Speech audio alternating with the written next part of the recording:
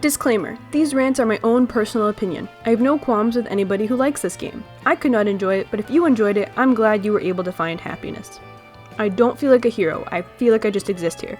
There's no mid-air dodge anymore, there's no copy ability moveset, there's no extra attack button like there was in Kirby Battle Royale, which solved the problem of being in a 3D environment. There's no moveset instructions at all, anywhere, so you literally won't know how to play the game unless you look it up online. There's no swimming underwater despite the existence of submarine Kirby. Don't know what that's all about. And there's no flavor text on the pause screen. Usually there's flavor text of a boss description or your copy ability description, but there's none of that, and that's so upsetting. Morphing into different objects is not new. That was already present in Kirby's Epic Yarn and Kirby and the Rainbow Curse. Kirby in this game is super nerfed. He no longer has ultimate destructive power. For example, with the mouthful modes, Kirby is so weak that you can't even drive into a pile of tires without knockback or just a rock or just anything. And if you're literally a staircase, you take damage. You're a giant staircase and you're taking damage. What is that all about? The music falls flat. There are very few good tracks in this game, like I mentioned in my previous rant. Most of the music sounds like they just threw a bunch of notes together with a vague template for the setting, like Snow or Carnival. There were few, if any, tracks that spoke to me like, this is a daunting area, but you have to get through it to save the day. Then again, Kirby's main goal in this game wasn't as usual saving the world, it was just rescuing a few hundred Waddle Dees. That's it. That was the goal. Huge downgrade compared to what I'm used to with a Kirby game, where we're immediately introduced to a threat, why it is a threat, and convincing us that saving the day is the right thing to do.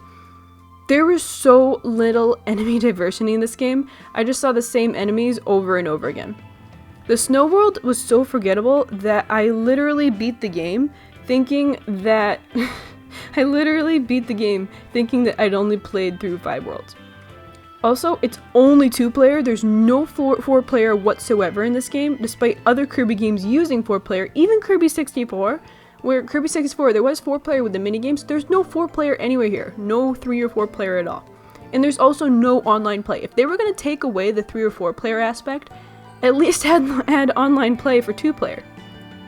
Also, this is not the first Kirby game. Blowout Blast was one of the first, and this was then elaborated in Battle Royale. The 3D evolution started off with the appropriate phases, Blowout Blast was similar to the original Kirby's Dream Land, and the addition of copy abilities can be similarly paralleled to Kirby's Adventure. Battle Royale was not intended to be an actual game kind of game. It was a beta test, and HAL let us get an early taste of this beta with this unique release.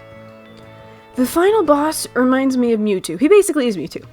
Also, his entire character arc is literally Chip and Dark Gaia. It's basically a carbon copy.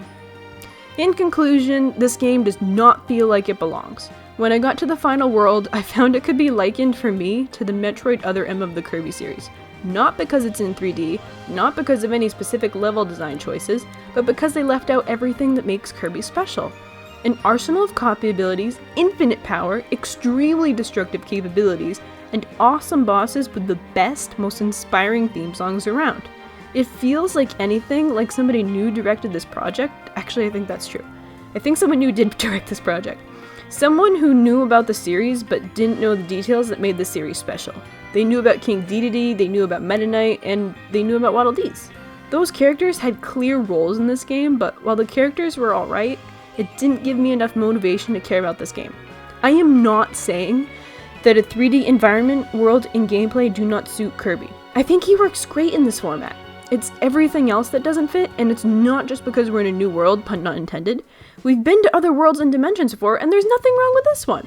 But personally, this was not a fun game nor experience for me, and that's a huge disappointment because I love Kirby games. I love them. I love Kirby games. They're at the top of my list for my favorite games ever.